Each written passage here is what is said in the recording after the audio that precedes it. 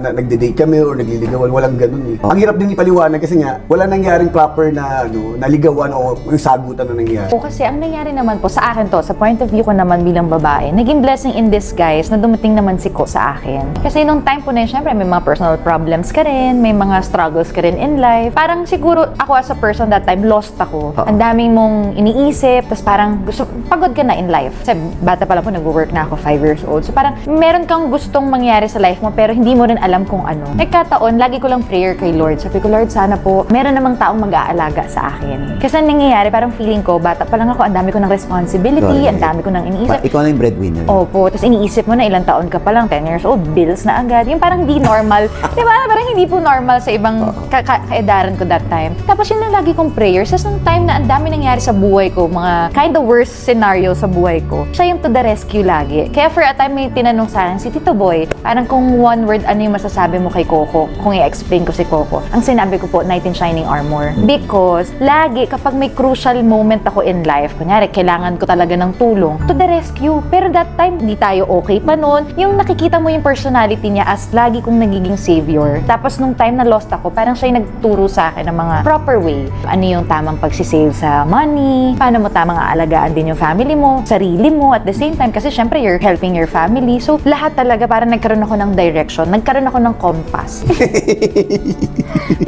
meron, hindi naman po. Wala, ano ba? meron mga artist. Meron. Pero aware sila na nandiyan na si Coco. Noong time kasi na yun, di naman kami open. So, ang atake ko lang yung parang, ganun din, bargas din. Kumbaga, talagang di ka makakaporma. So, sa mga pumorma dati, hindi rin talaga nakakaporma. Ganun ako as a person po kasi parang if hindi rin naman ako, hindi ka talaga ako nag-entertain. Malaman ko palang na-crush ako, iiwasan ko na yun. Kasi wala sa itsura ni Jules yung totoong, yung pagdakilala mo siya yung pagkatao niya. Kasi siya yung tipong nagbabasketball. Yung kasi pandakan, di ba? Barako, ano siya, yung bilang lalaki, teka lang, paano papasukan to? Hindi siya yung pababae na, hindi. So, na-challenge ka? Hindi. Dahil parang bargas din. Hindi nga, bumitaw nga ako eh. Kasi nung una akong... Nawala siya eh. Ano dapat? Naku, hindi akong ubra. Talagang pag sa telepono pa lang, mararamdaman mo na kung may mangyayari o makakaporma ka eh. Kung uubra ka eh. Ramdam ko hindi. Kaya doon sa walang hanggan, nung narinig kong crush na ako, doon nagbago ang lahat. Kasi doon ako dahan-dahan na... Sa point of view ko naman nung time na nawala siya, wala. Hindi ako type talaga. Kasi bigla kang nawala. Kaya nung nagwalang hanggan, parang, uy, rekindled pala. Pero pare, ang dami namin pinagdaanan. Nung nag-ano kami, nare-reflect ko yung sarili ko sa kanya. Kaya dahil mas matanda ako sa kanya, ako yung nagtuturo sa kanya kung paano i-handle yung pamilya. Kasi may tendency sa bata niya mag-rebelde. Tapos, syempre, alam mo naman sa showbiz, di ba, ang kabataan, ang saya di ba? Mababarkada ka, di ba? Gimmick dito, inuman dito, kung ano naman. Ako kasi that time, medyo, ilang taon na ako, 24, 25, medyo matured na ako. Saka kasi yung focus ko talaga nasa pamilya, saka sa trabaho, dahil ang tagal kong hinintay itong trabaho to, which is yung tinuro ko sa kanya. Kasi like yung pag-handle, yung kinukwento niya may pag-handle ng pera sa bangko, pagkuha niya ng driver's license, mga basic na mga bilang kung paano mo siya tuturuan maging mature, tumingin sa pananaw sa trabaho. Kasi sa kanila noon, wala fun lang to. Kasi lalo na galing siyang going bulilit. Tapos, di ba, bagets. Tapos ito na agad yung kinamulatan mo. Saka first time niyang makakawala sa lola niya na pinapayagan na siya eh. Hindi katulad dati talaga nakabantay sarado eh. Siyempre, sabi ko kung hindi namin ma-handle ng maayos, lalo na yung career niya, wala bibitawaan. Kaya ako talaga nagtimon. Like kunyari ngayon, kung bakit yung career ni Jules napunta sa parang serious actress. Pwede naman kasi pumunta siya sa pagiging love team eh. After ng walang hanggan, pwede dumiretso din eh. Kumbaga, inano ko sa kanya, like ako po kung papansinin niyo, sa journey ng career ko, solo ko. Kasi ako nag-iisip kung ano yung dapat kong gawin, ano yung in direction. Ako nag-decide eh. Which is yun yung tinuro ko sa kanya. Sabi ko, nanay, ang pinaka-ano natin dapat. Sabi ko gano'n, kung wala tayong inaasahan. Kasi may hirap pag nakipag-lab team tayo. Ngayon, okay. Paano pag naghiwalay yung lab team? Pag may hindi naging maayos, paano ka na? Kaya siya, sabi ko, one direction lang tayo. Okay lang. Kasi sa mindset ko rin, George, hindi ako sa sumikat o basta regular na trabaho. Di ba sabi ko di ba Kuya Alan Pao nila ang peg ko talaga. Basta regular na trabaho, hindi ko masyadong inaangatan. Pero sabi ko, yung pangarap hindi sobra-sobra. Pero yung trabaho ko, sobra-sobra. Kaya yun yung nag-drive sa akin papunta kung nasan man ako ngayon. Kahit ngayon, hanggang sa personal namin buhay ngayon, ako nagturo sa kanya sa mga negosyo. Like kunyari sa mga take-out. Tapos yung ngayon sa Swiss crawling niya. Yung mga basic lang naman, maliliit na mga negosyo lang naman. Sabi ko, ito yung nakikita kong tama kung paano tayo makakapag-ipon and the same time na paghahandaan natin yung future natin. Habang nagsasalita ka, Katulad sa Rigasco, nakatingin lang si Juliet.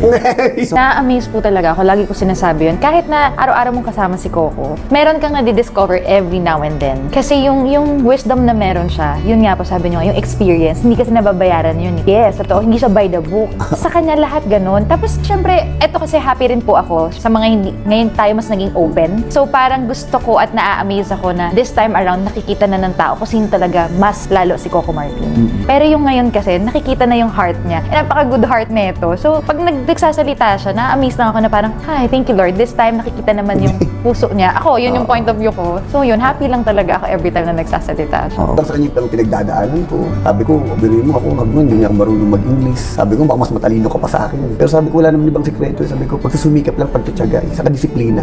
Alam mo, sa totoo lang, kung sino nagbawa, kapatid ko to Ngayon, sinasama namin sa mga show. Di ba? Basta kumita racket eh.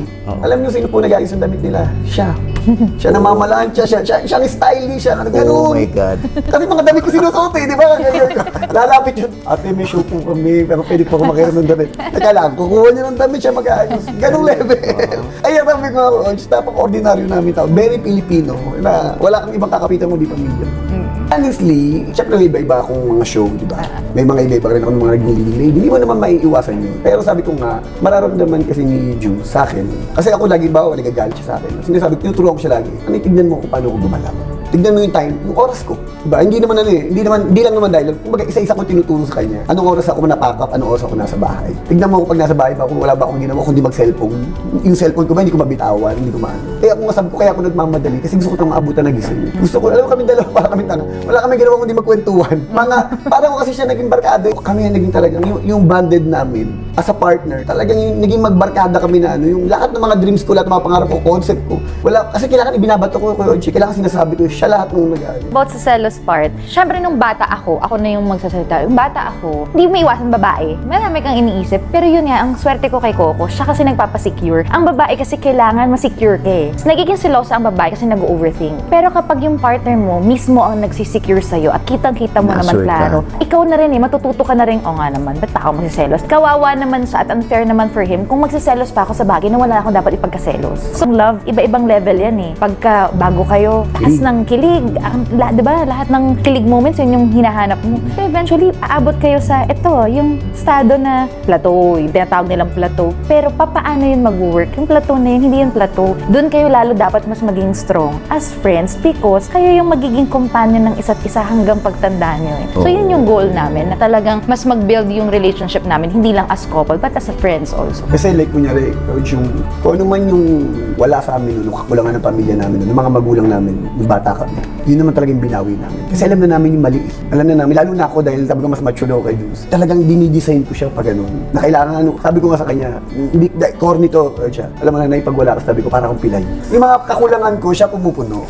Ganun. Ganun ka, Parang naging pero pag kasama ko naman siya, mas komportable ako. Pero pag kasama ko naman siya, parang meron kang lakas na alam mong may partner kang kasama, andito yung best friend mo. May ganun kaming rapport na every now and then, yung kahinaan nga ng isa't isa, nagiging lakas naman ng bawat isa. So pag nagkasama kami, parang nagiging tinatawag nating perfect opportunity namin to grow then together kasi nagkakatulungan talaga kami.